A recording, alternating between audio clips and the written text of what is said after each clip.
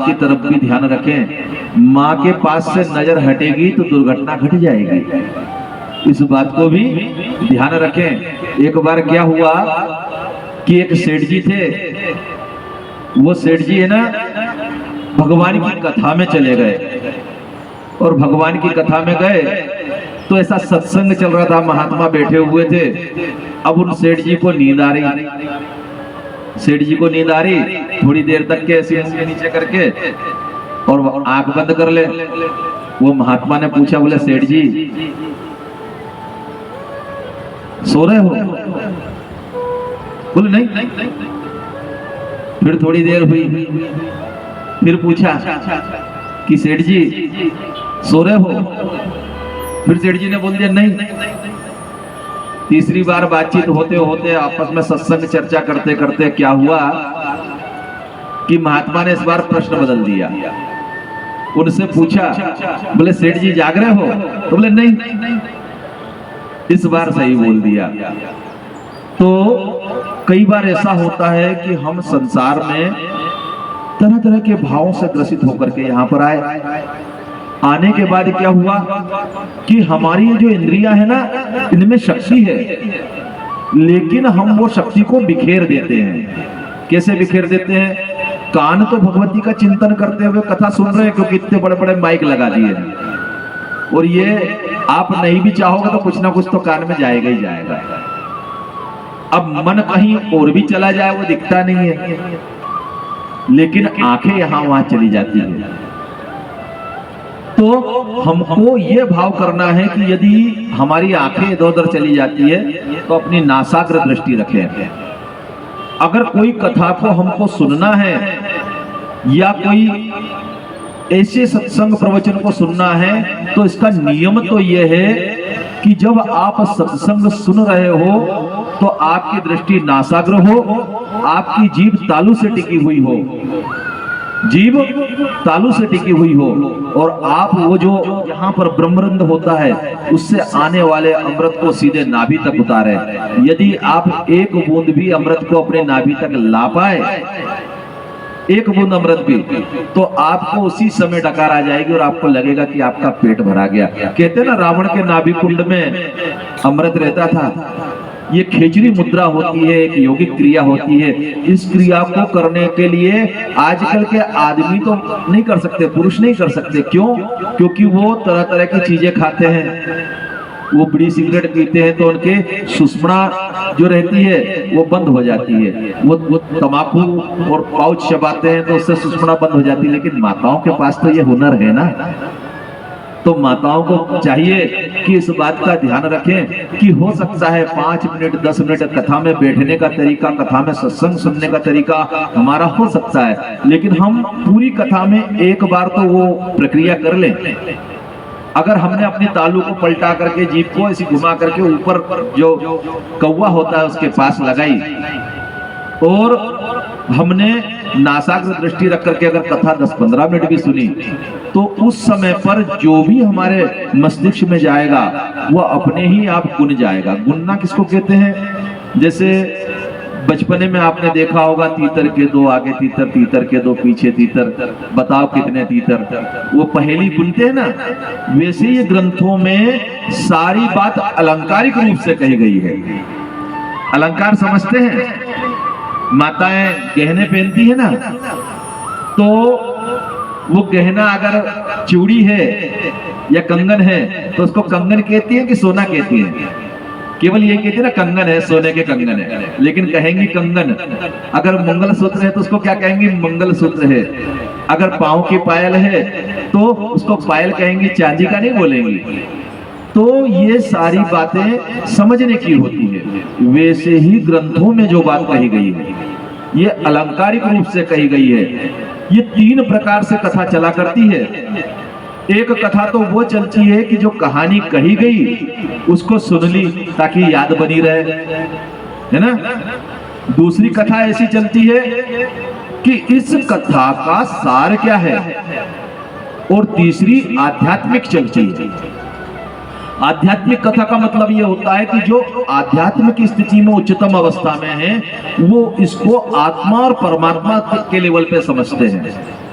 तो जिसकी जो स्थिति है, 3 तरह के सुनने वाले होते हैं, तामसिक सुनने वाले, राजसिक सुनने वाले और सात्विक सुनने वाले। इस चीज में अगर इस बात को हम गहराई से समझे तो एक छोटी सी कथा आती है कि एक बार एक कारीगर ने बहुत सुंदर मूर्ति बनाई और वो सुंदर मूर्ति को लेकर के नगर के चौराहे पे पहुंच गया। नगर के चौराहे पे जाकर के देखता है तीनों बिल्कुल सुंदर मूर्ति है, पीतल की बनी हुई मूर्ति है, और वो कहता है कि इन मूर्तियों में कोई अंतर बता देगा तो उसको ये तीनों सोने की मूर्तियां मैं दे दूंगा। लेकिन यदि अंतर नहीं बताया तो राजा मुझे इन मूर्तियों के भार के बराबर स्वर्ण और देंगे। अब सारे लोगों को सोना देखकर तो किसके मुंह में पानी नहीं आता, आ ही जाता है। चले सब लोग अपना अपना प्रयास दिखाते हैं, प्रयास करने के बाद में सब लोग थक जाते हैं, हार जाते हैं।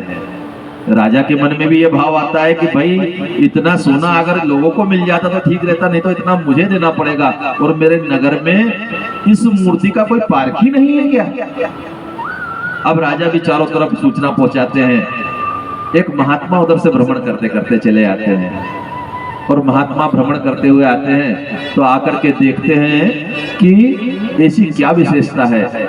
चारों तरफ से मूर्ति को घूम करके देखते हैं, देखने के बाद में कहते हैं कि एक धागा लेकर के आए। महात्मा ने उसको अमेठा, और अमेठने के बाद में उस मूर्ति के कान में डाला।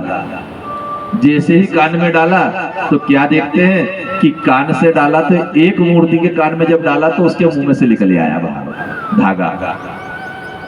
दूसरी मूर्ति के कान में डाला तो इस कान से डाला तो इस कान से निकल आया, और तीसरी मूर्ति के कान में जब धागा डाला तो क्या देखते हैं कि धागा जाते गया जाते गया जाते गया और धागा खत्म हो गया। अब महात्मा वो भेद बताते हैं कि यह जो मूर्ति है ये कहानी सुनने वाली मूर्ति है, ये सुन के जाएगी और जाके कहेगी। और ये वाली जो मूर्ति है, ये मूर्ति वो मूर्ति है कि सुनने तो आई है लेकिन यहां से सुन रहा और यहां से निकल जा रहा, बस बैठे हैं। और तीसरी मूर्ति जो है वो मूर्ति ऐसी है कि कहानी दोनों कान से सुन रही है लेकिन उसके अंतर में जा रहा है, उसके पास जाकर के जमा हो जा रहा है। वो इस प्रकार की सुनने वाली मूर्ति है। वैसे ही जब हम कथा भागवत की, पुराण की जो कथाएं कहते हैं तो इसमें पहले नंबर पे कहानी होती है। जब हमारी अवस्था ऊंची हो जाती है, गुरुजनों की शरण बैठने लगते हैं, कुछ ज्ञान की बातें हम उनसे सीखने लगते हैं, तब हम दूसरी अवस्था में आते हैं। तब कहानी हमारी इस लायक हो जाती है कि हम उसके बारे में थोड़ा थोड़ा सामाजिक चिंतन करने लगते हैं कि समाज में इस कथा का क्या प्रभाव है। और ज्यादा ऊंची अवस्था में हो जाते हैं तो हम फिर आत्मा और परमात्मा का ज्ञान उसमें से खोजने लगते हैं, और जब वह ज्ञान खोजने लगते हैं तब हमारी यात्रा प्रारंभ होती है। उसको कहते हैं आध्यात्मिक यात्रा। और उस यात्रा का पहले के समय में तो उस यात्रा को करने के लिए स्थिति यह थी कि एक नहीं कई कई जन्मों तक यात्रा चला करती थी, लेकिन इस समय वो समय आया हुआ है कि आप इसी जन्म में वो यात्रा को पूरी कर सकते हैं।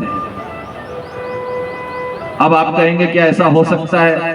कल मैंने आपसे निवेदन करा था कि राहु केतु का खेल, ये जो ऊपर वाला है ना, ये कहता हो पहले 50 जन्म लग जाते थे तब भी भगवान को प्राप्त नहीं कर पाते थे, अब क्या एक ही जन्म में प्राप्त कर लेंगे?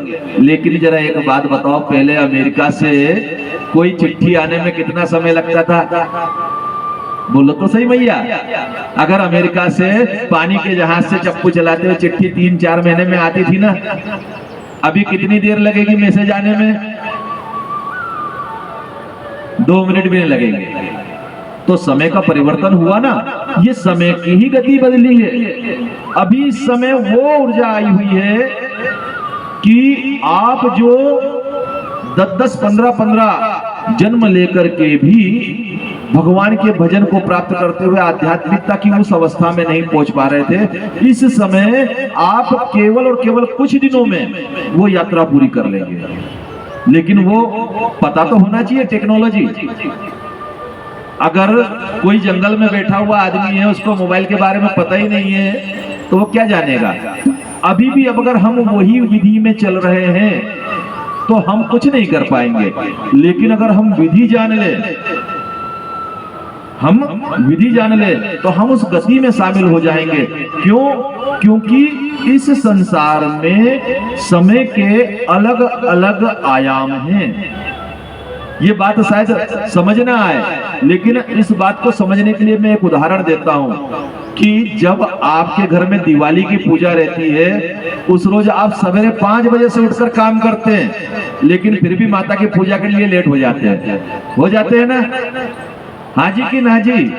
अगर आप हाँ जी बोलोगे तो मैं आगे खबर लगा दूंगा। हो जाते हैं ना, घर का काम ही खत्म जल्दी जल्दी करते हैं, सारा काम उस रोज आराम भी नहीं करेंगे, लेकिन फिर भी पूजन में आप लेट हो जाएंगे। समय तो वही 24 घंटे है। और जिस दिन आपको यदि कभी ऐसी स्थिति आ जाए कि कोई तबीयत घर में खराब हो गई हो, या किसी के घर हम गमी में चले गए तो उसके घर 4 घंटे भी अगर हम रुकते हैं तो बहुत लंबा टाइम लगता है। तो इस समय के आयाम बदलते रहते हैं। इस समय के आयाम को और भी ज्यादा अगर हम समझें तो जब हम ये ईड़ा पीड़ा और सुषुम्ना में जाते हैं तो सुषुम्ना में थोड़ा ही समय बहुत लंबा हो जाता है। हर जगह समय का आयाम अलग अलग है। तो इस समय जो समय है, आप देखें कि बहुत तेजी से दिन और रात बदल रहे हैं, महीने और सप्ताह फटाफट बदल के चले जा रहे हैं। आप देखेंगे तो आपको लग रहा होगा समय की गति बदल चुकी है। समय की गति बदल चुकी है। ये हम समझ नहीं पा रहे, क्योंकि ये जो ऊपर बैठा राहु है, ये समझने नहीं दे रहा है। ये जो इतना हिस्सा है ना, ये तुरंत तर्क करता है। और ये किसके बीच में जाके बैठा था राहु? सूर्य और चंद्र के बीच में। सूर्य और चंद्र क्या? सूर्य आत्मा का कारक है, चंद्र मन का कारक है। मन और आत्मा को अलग करने वाला, अर्थात मन और मुख को अलग करने वाला ये राहु है। ये राहु का अगर खेल समझ गए तो हम इस संसार से मुक्त हो जाएंगे। जिसके कुंडली के 12वें भाव में राहु बैठ जाए, वो आध्यात्म की ऊंची अवस्था में पहुंच जाता है। क्यों पहुंच जाता है? क्योंकि अंतिम घर में बैठा हुआ है। वो आध्यात्म के शीर्ष स्थिति को पहुंच जाता है, वो प्राप्त कर लेता है परमात्मा को। तो ये राहु का तर्क अगर हम अपने अंदर से काटना खत्म कर दें तो फिर हमें विश्वास हो जाएगा। ये भगवान पे भी विश्वास नहीं जमने देता, ये मंत्र पे विश्वास नहीं जमने देता, ये कथा पे विश्वास नहीं जमने देता। ये मस्तिष्क ही तो है जो बार बार लॉजिक करता है। क्यों? क्योंकि इसके लॉजिक में आकर के हम संसार के साथ रहते हैं और ये संसार के हिसाब से सोचा करता है, ये संसार के हिसाब से प्रश्न किया करता है। लेकिन यदि हम इस बात को समझ जाएं कि जो हम सोच रहे हैं, जो हमें ग्रंथों ने बताया है, गुरुओं ने बताया है, उस चीज पे यदि विश्वास कर लें तो अपने जीवन में हम असंभव चीजों को भी प्राप्त कर सकते हैं। असंभव से असंभव। जब व्यास जी महाराज तपस्या के लिए चले और यहाँ पर ब्रह्मा जी भगवान से वो प्रश्न करते हैं, और प्रश्न का उत्तर देते हुए ब्रह्मा जी को भगवान बताते हैं कि उस राक्षस के द्वारा इस प्रकार का कर्म किया गया और मैं सोया हुआ था, मुझे जगाने के लिए ब्रह्मा जी आप स्वयं आए। और जब आप आए तो उस समय मैं सोया हुआ था, आपने मुझे जगाने का प्रयत्न करा, और जब जगाने का प्रयत्न करा तो आपने मन में विचार करा विधि निषेध का कि कोई भी व्यक्ति सो रहा हो उसको जगाना भी निंदनीय है। यदि पति और पत्नी के बीच में भेद कराया जाए वो भी निंदनीय है। माता और पुत्र के बीच में भेद कराया जाए, कोई सत्संग में बैठा हो उसको वहां से हटाया जाए, ये चारों कार्य निंदनीय माने गए हैं ग्रंथ में। तो ऐसा निंदनीय कार्य मैं कैसे कर दूं? ऐसा विचार करके आपने मुझे जगाने का यत्न करा, और उसी समय एक वामरी नाम का कीड़ा, जिसे हम दीमक भी कहते हैं, उसकी रचना करी। उससे कहा कि आप इस धनुष की प्रत्यंचा को काट दो। जब धनुष की प्रत्यंचा कट जाएगी तो ये धनुष एकदम से हिलेगा और हिलने के कारण क्या होगा कि भगवान की निंद्रा खुल जाएगी। वामरी ने कहा कि मैं निंद्रा को, भगवान की निंद्रा में विघ्न डालने का अपराध नहीं करना चाहता। तब ब्रह्मा जी ने उससे कहा कि मैं तुम्हें यज्ञ में भाग दिया करूंगा और तुम उस भाग को पाया करना। तब वामरी ने वो प्रत्यंचा को काटी और जैसे ही वो प्रत्यंचा धनुष की कटी तो क्या देखते हैं, देखा कि भगवान विष्णु का वो धनुष जैसे ही टूटा तो बड़ा सा प्रकाश उसमें से निकला। वो प्रकाश कैसा था, आंखों को अंधा कर देने वाला, अर्थात ज्यादा प्रकाश आंखों के सामने आ जाए तो भी दिखाई नहीं देता, तो एक अंधकार टाइप का सबके आंखों में आ गया। और जैसे ही आंखों में आया और वो प्रकाश जब तक लुप्त हो तब तक क्या देखते हैं कि भगवान का शीश कट के लवण सागर में जाकर गिर गया और भगवान का बिना शीश का शरीर वहां पर पड़ा हुआ है। अब भगवान का वह शरीर जो पड़ा हुआ है तो उस शरीर को देख करके ब्रह्मा जी के साथ सारे देवता बड़े चिंतित हो गए कि ये क्या हुआ, ऐसा क्यों हुआ। जब सारे देवता व्यथित हो गए, भगवान शिव का वहां पर आगमन हुआ। तब भगवान शिव कहते हैं कि ये कोई भगवती की लीला ही होगी, कोई ना कोई ऐसा कारण होगा जिसके कारण भगवान श्री हरि का शीश अपने ही धनुष की प्रत्यंचा से कट गया। हम सब मिलकर के भगवती की शरण में चलते हैं और भगवती की शरण में पहुंच करके हम उनसे प्रार्थना करते हैं कि वे भगवान विष्णु को पुनः स्वस्थ करें, पुनः जीवित करें। ऐसे भाव के साथ समस्त देवता भगवती के शरणापन्न होकर के उनकी विनती करते हैं। बोलिए अम्बे मैया